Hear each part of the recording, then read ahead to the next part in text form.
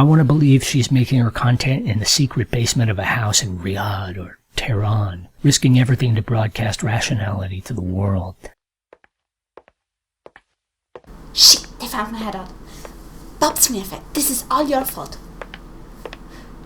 Right, hello. Now this video is for creationists, people who believe in the Bible, believe in the things like the flood of Noah, and I want to talk a bit about that this evening, and also about the fossil record, and kind of how false and disingenuous it actually is. What? Now, I was reading my... Oh shit!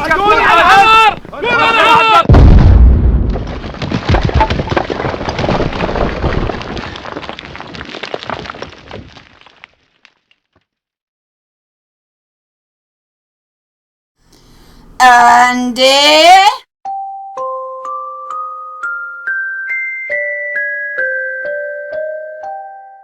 I usually don't particularly care about people's personal belief. In fact, I usually only argue with people directly attacking atheism. In this case, however, I couldn't resist. Not only are these ideas more than just creative, but the YouTuber voicing them had also previously attempted to get negative attention from atheists on purpose. Actually, no. I refuse to make excuses. Satan made me do it. You know, not Lucifer, the other one. I was reading my Bible the other day. I was reading out of Revelation 18:13, where it says, "And cinnamon, and odors, and ointments, and frankincense, and wine, and oil, and fine flour, and wheat, and beasts, and sheep, and horses, and chariots, and slaves, and souls of men. And the sea shall give up its dead, the grave will give up its dead, and they will be judged." Oh, you meant 2013. If the sea and the grave give up their dead, what is that supposed to imply? That they walk around like zombies? It kind of got me thinking, because at the time we was talking about the fossil record and the lack of evidence there is of any human beings, any remains of human beings, anywhere to be seen in the lower parts of the fossil record. Are you in some way trying to imply that there is some sort of link between there being no humans in the early fossil record and a Bible verse that tells us that they all turned into zombies and got out of the ground? It kind of got me thinking, you know, if Noah's flood is actually a real event, Which it isn't. surely there has to be some evidence somewhere of, you know, the remains of people. Which there isn't. Because it happened such a long time ago. Yes, and it was such a bad timing too. Imagine, the Egyptians had just started to build their first pyramid. The Malaysians had just invented their first rice dishes, and the flood even interrupted the poor Brits in their ambitious Stonehenge project. So it kind of got me thinking, whereabouts have these people gone to? Well, as I understood you, according to the Bible, they all became zombies and walked around. They've got to be there somewhere. Then I started to use some logic. Ow, I thought. Thinking's painful, eh? I wonder if this is possible. No comment. There's something out there called the fossil record. It's made up of many different layers, and each layer represents millions of years. Not necessarily. Layers can appear very quickly. For example, layers of swamp sediment. But if I look at your picture, it seems as if you're thinking each geologic period is represented by one layer, where in reality there are a lot of different layers for each single period. Obviously, being a young Earth creationist, we believe that the Earth is really no more than 6,000 to 8,000 years old, 6,000 to 10,000 years old. But how can we get 6,000 years, or millions of years, or even billions of years, out of only 6,000? Something's not quite right here, is it? Your premise is wrong. We're not trying to make scientific discoveries fit a preset number of years. We look at the data at hand and accept whatever time span it indicates. The problem is with a fossil record. It's taken from the landmass all in different parts of the world. So you have one layer taken, say, somewhere in America, another one taken somewhere in Africa, or another one taken somewhere in Asia and in Australia. Nowhere in the world can you see the complete fossil record in just one place. You made two wrong assumptions there. The fossil record is not made of layers, and the geologic layers are not spread singularly around the world. In fact, part of the reason we know that the continents were all once attached together is that we find the same layer structure on several different continents. Parts have been taken from different parts of the world, and they've made up this geological column called the fossil record. The fossil record does not equal the geologic column. Also, they don't build the geologic column based on finding single layers and just putting them randomly together. They find similar layers in the same order, in different places, which consistently matches. And in each layer, they've got something called an index fossil. Not only are layers defined by many different aspects, like for example their composition, but they often have more than just one index fossil. Starts off very, very with not much kind of detail at all in the actual fossils they find, and as you go up further and further and further, you're finding new structures being formed, supposedly, and more modern day animals and eventually human beings. What you describe fits evolution, since from basic structures we gradually end up with more complex organisms as the layers stack up. It does not show the mixed up kind of fossils you would expect if all creatures existed since the beginning. But as I say, not one place in the planet can you actually find the whole complete fossil record. It would be easier to fit all current species into Noah's Ark than to fit the entire fossil record, which means every fossil they ever found and will ever find, into one museum. They are cherry picking parts to make up the fossil record to make it look as if evolution is true. You believe in Pangea, which in large part is indicated by evidence from the geologic column and the fossil record. So why would you not accept the fossil record but accept Pangea? It also sounds quite like a conspiracy theory to me, that all the geologists, in combination with all the paleontologists and every other same person who has to deal with rocks and their formation on a regular basis, are keeping on with their lie, even if they are from competing countries, and even if they change careers and would not need to shush anymore to get their bribe share. If you're interested to finding out how the geologic column and the fossil record are placed in order, please check out Claire's videos in the description. I also link to her playlist dealing with geology. The best evidence for evolution is whale evolution, supposedly, and the fossil record. The fossil record of whale evolution is part of the fossil record. Now, if we can debunk the fossil record, then I'm pretty sure we can debunk evolution. There are many factors other than the fossil record supporting evolution. However, I would change my mind if you were able to prove to me that the fossils are spread throughout all the layers randomly without real order. In biblical terms, I just want to look at Genesis 1:9, because it says that the waters under the sky were gathered into the one place, and the dry land was made in the other one place. Actually, the Bible says, "And God said, let the waters under the heaven be gathered together unto one place, and let the dry land appear." And it was so. It never says anything about the dry land being all together.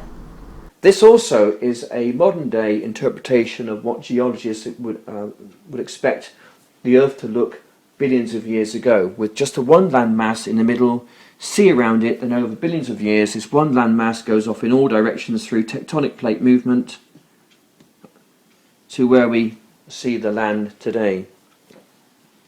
Slight difference, they talk in billions of years, we talk in thousands of years. Small movement of the Earth's crust cause horrible catastrophes like volcanoes, tsunamis or earthquakes. If the continents moved apart in a speed high enough to fit within 6,000 years, no human would have survived that. God said to Noah, "There's gonna be a floody. tell them, warn them to stop what they're doing. If they don't, I will have to destroy them. Along with every innocent child, land animal, freshwater fish, plant and mushroom on the entire planet. Don't you think you overdid it a bit? I myself am kind of I understand what Noah was like, because I also am warning people about the coming devastation. That's quite a claim. that you know what it feels like to have voices in your head that tell you to chop down entire woods, to build an oversized boat and fill it with all sorts of mutually destructive animals. And while we're at it, being chosen by your god to save the world sounds very humble indeed. The coming judgment on the earth. There's myself, there's Jason Burns. I am a comedy genius, folks. A comedy genius. A preacher of the gospel and an unorthodox, orthodox Christian apologist. Bible thumping wingnut. The God that I worship is the God that's revealed in Scripture. He's sovereign over all things, even evil. He uses all things ultimately to glorify himself. Matthew 4:19. Certainly it would be no surprise to you that donkeys spoke and axe heads float and a snake talked and a man rose from the dead after 3 days. Those things shouldn't be a surprise. Jason Peterson. If we can't say that raping babies is wrong because God says it's wrong, then it seems that that an atheist really has no justification for putting that binding obligation on somebody else. We are all here trying to warn people of the coming devastation which is going to hit the planet. This prediction has been made countless times and has always failed. But let's assume for a moment that you're right. There is a judgment day coming with God suddenly appearing in the sky and laughing at us non-believers. The way your book describes this kind, caring, loving God sounds so repulsive to me that I would volunteer to go to hell just to stay away from him. And since there is no evidence that soul exists either, I have no problem to put my money where my mouth is.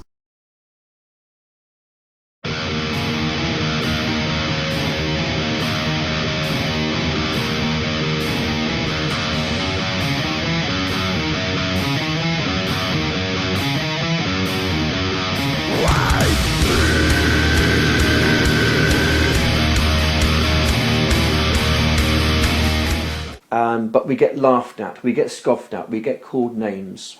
Oh, well, you see, Andy, everyone can believe in whatever he or she likes. But the moment you go public with it and expose your ideas, you risk that people will eventually make fun of them, especially if they're ill-informed and unfounded. If you want to be taken more seriously, you have to take yourself more seriously. Research your ideas before presenting them, cite your sources, and be way more accurate. However, there will always be someone calling you names. So you either have to grow resistant to it or not go public with your views. Noah warned the people and all he did was scoff. God did something which absolutely broke his heart. It's something which he did not want to do, but he had to do it. He flooded the whole earth. I have a few problems with that. If he was heartbroken, then why do it? If he had to, how can he be omnipotent? And if he is omnipotent, then why just flood everything and not just wipe out the humans? Noah was in his boat with 8 people and 2 animals of every kind. 2 of every kind is not correct. Actually, since you call yourself a Bible buffoon, how do you pronounce that word even? I have a question about the Bible for you. Why does God seem to contradict himself in the Bible between Genesis 6:19-20 and Genesis 7:2-3? And then after about a year, the sea started to quell and it was still, and the land started to form in other parts of the world, different land masses. It is not clear to me what you mean with quell, because you get from Pangea to several land masses. Either the water comes down and the ground itself starts to pop up randomly in different places to form the continents, or the water split and destroyed the land when it came down, and once the sea was calm, it receded from the broken land, leaving the continents behind. In the first case, well, minimum movements of the earth crust cause horrible earthquakes, volcanoes and tsunamis. So how can the water be calm when the entire ground is pulling itself up at a speed that would probably get the oceans to boil from the simple heat generated by the movement? And in the second case, we have water raining down so heavily that it shudders the entire crust of the earth. So how could these forces not have split, boiled, burned or squished that teeny tiny boat as well? Now, we come along, okay, in our ships and our boats, and we send down echolocation, and he comes back and he says, "Sir, we have found oil, gas and coal." First of all, they don't use echolocation to find the oil. And second, echolocation doesn't speak English. And even if echolocation would say, "Sir, we found oil, gas and coal," what would that have to do with your Noah story? The people in Noah's day were drowned. They went to the bottom of the sea. Over time, sedimentary layers had formed because the sea had abated. It had churned up a lot of this land mass, and it formed rock layers, sedimentary rock layers, very, very quickly. Many young Earth creationists believe that the flood laid down the sedimentary layers, in spite of the fact that not all layers are sedimentary. But I still don't understand what it has to do with the oil. And with the heat and with the pressure from the rock layers pushing down and heat coming up, this decomposed the people, the animals, and also the vegetation, and it forms oil, gas and coal. Silent breed is people! Are you really stating that within the time span from Noah to our times, you expect gas, coal and oil to form from decaying human under the earth, and now we are filling our cars with people? Forget about vegetarian and vegan. If you drive a car, you're borderline to cannibalism. Go on, please. That took a very, very short time indeed, supposedly about a year, for those people to get killed, to be crushed down, and also over thousands of years to form oil, gas and coal. So, just to make it clear, within a year, God drowned all men, women and children but 8. He killed them, crushed them, burnt them, and turned them into oil, and made us, their relatives, dig up the resulting sludge from their mass graves and turn it into Coca-Cola bottles? And you still think that this God is not a totally insane sadist? If anyone knows anything about how oil, gas and coal is formed, Out of your mom's mama, apparently. Be nice. they know that it's got to fit certain criteria. 1, it needs to be buried. 2, it needs to have heat. 3, it needs to be under extreme pressure. 4, it needs time. A lot of it. That is the 3 criteria you need. Something similar also has to happen if you want to get a fossil. The only thing on your list that the formation of oil has in common with the formation of fossils is the same thing it has in common with sea turtles, potatoes and zombies, which is that they are initially buried. The conditions needed to make oil are very different from the ones to make fossils. In fact, heat and extreme pressure would probably destroy the body instead of preserving it. The modern day fossil record doesn't really get started, I don't think, until after the flood of Noah, when there's new sedimentary rock being formed, new land mass.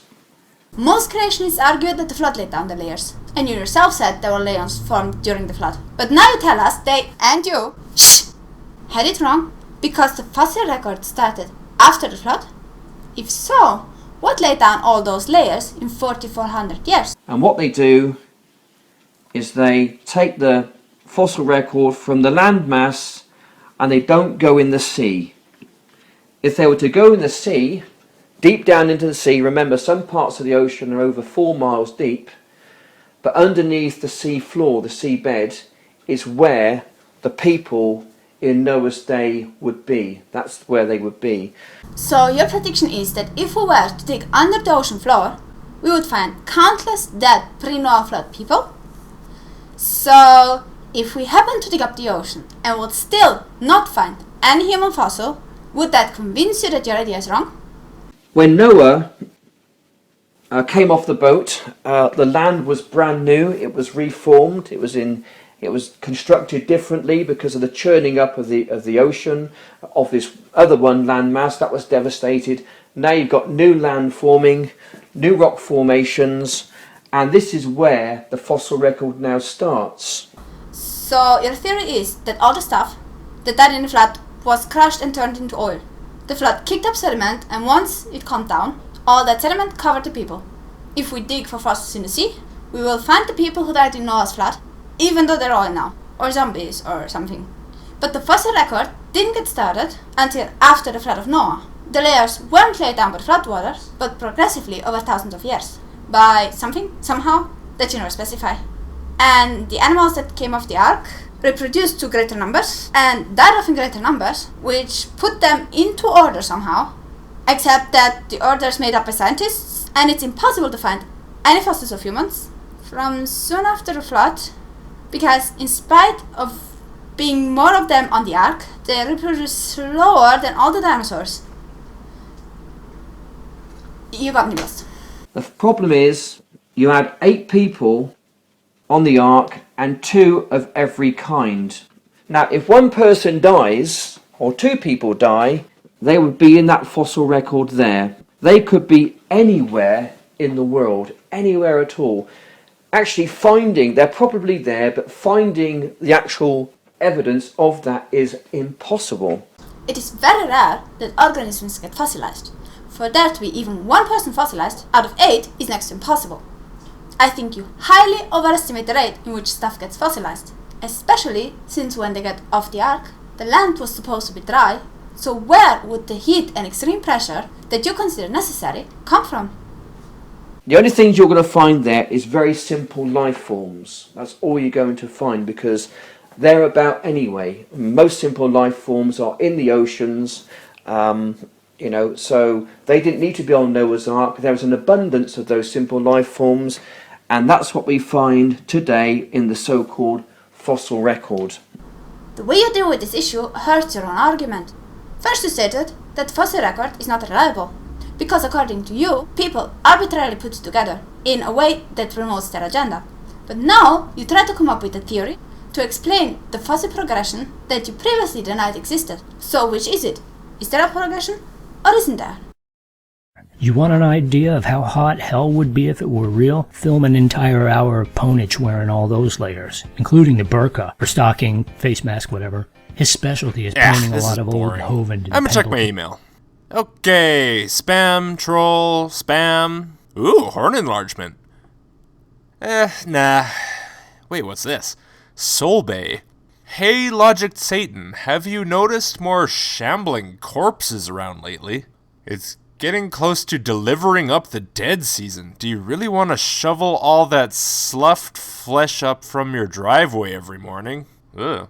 Get 10% off any one all-purpose worker soul. Well, that's actually a really good deal. Alright, well, let's see what these cost. 24 years of unlimited power? Nah, that's kind of tough. All the knowledge of the universe? Well, actually, nah. All the money on Earth? No, and I question your understanding of economics. 1 eternal stay in hell. That's a bit long, but 10% off that makes it okay. Okay, buy it now. Why is it suddenly so hot in here?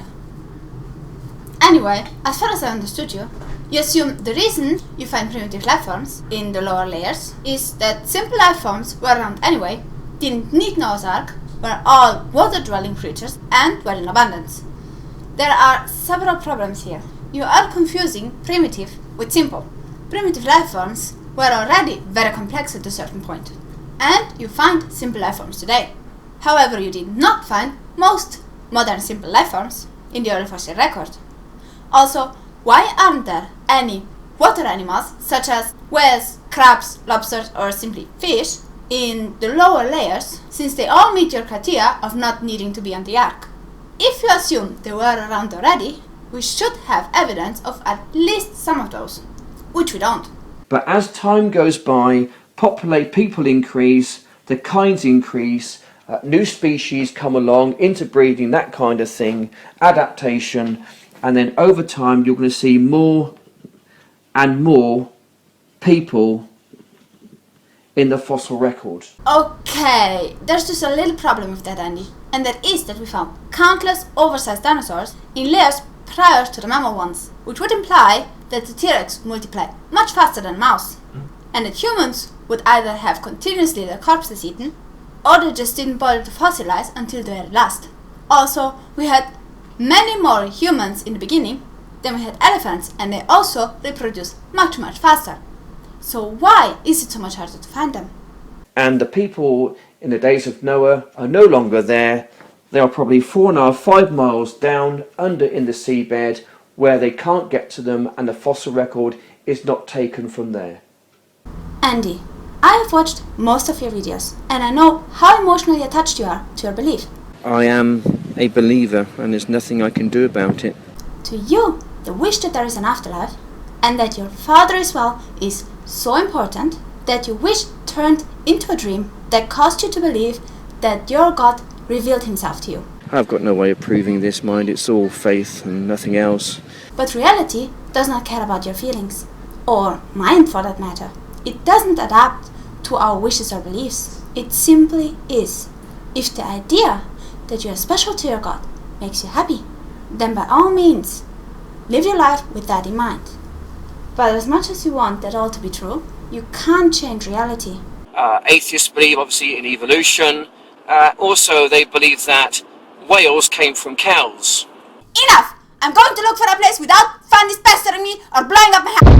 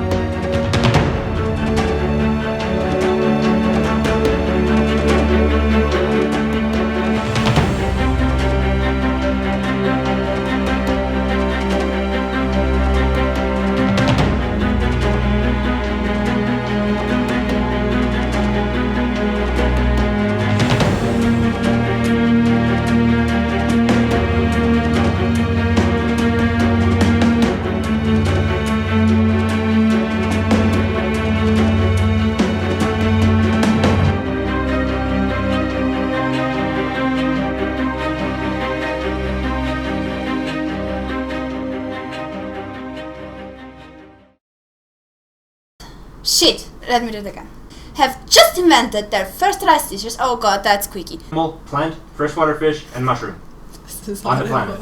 Then I have to do the hill again. Yeah. It's getting hot in here. I always get paranoid about this. It's getting hot. Okay, geflitschte Zähne. Alright. This is funny. I agree. Yeah.